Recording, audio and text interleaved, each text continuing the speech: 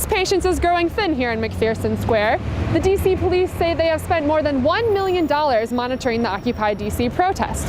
This estimate does not include the major protests that happened in McPherson Square and on K Street last week. From McPherson Square, I'm Jade Ryan for District Wire News. DC is one of the only areas of the country that has a zero-tolerance policy for being on the phone and texting while driving. My advice, just avoid the temptation and put your phone away for your safety and the safety of others. From Washington, I'm Jade Ryan with District Wire News.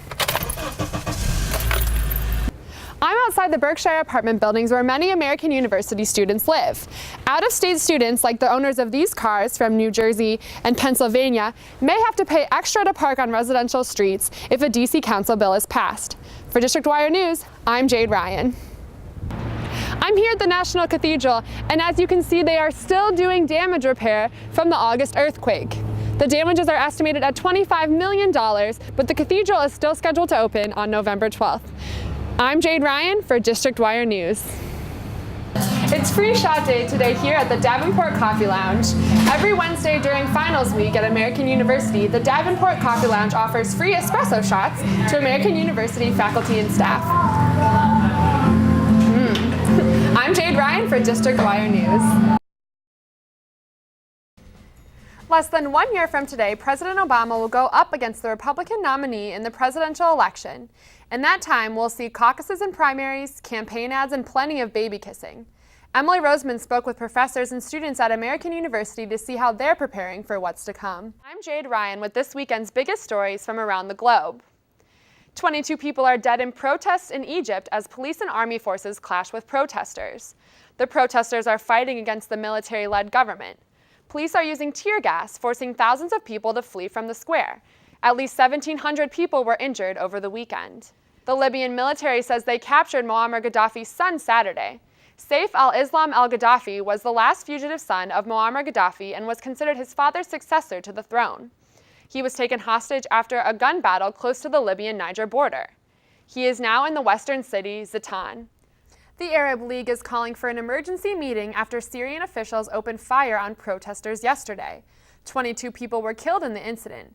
Clashes between protesters and the Syrian government have been going on for the last 8 months. In that time, about 4,000 people have died.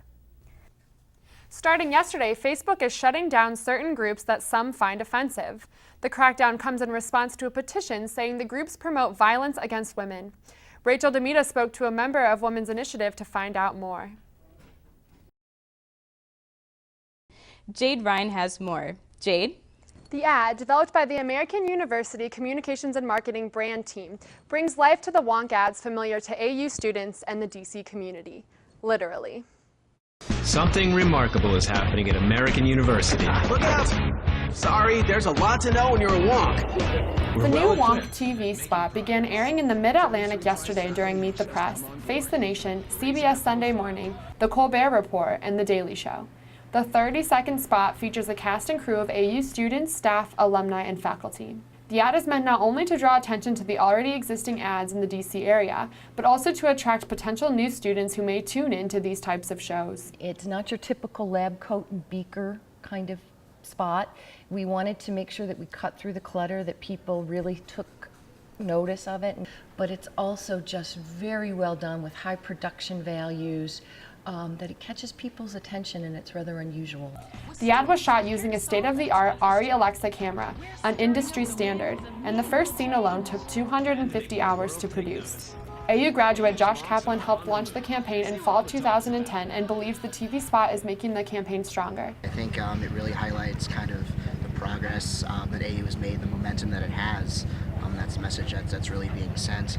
And I think it's also kind of clever that kind of the commercial is about the ad campaign, because after you see that commercial, you pretty much can't miss the rest of the ads that are around the city. However, the Wonk campaign has been received with mixed feelings here at American University, and the TV spot seems to have only added to the controversy. I think the Wonk campaign's kind of a waste of money because they say it's supposed to mean that you know something forward and backwards, but most people really have no idea what a wonk actually is. I like how it focuses on different aspects of American University, like it talks about the arts and professors, and like our basic academics, I also find it to be very simplistic and very silly. Regardless, the ad is scheduled to air now through November 6th. It will also air nationally twice in February on CBS Sports Network during AU men's basketball games. Deborah Wiltrout says the brand team plans to closely monitor Facebook, Twitter, and the Wonk website to track the commercial's impact in the coming weeks. Back to you, Emily. Thank you, Jade Ryan.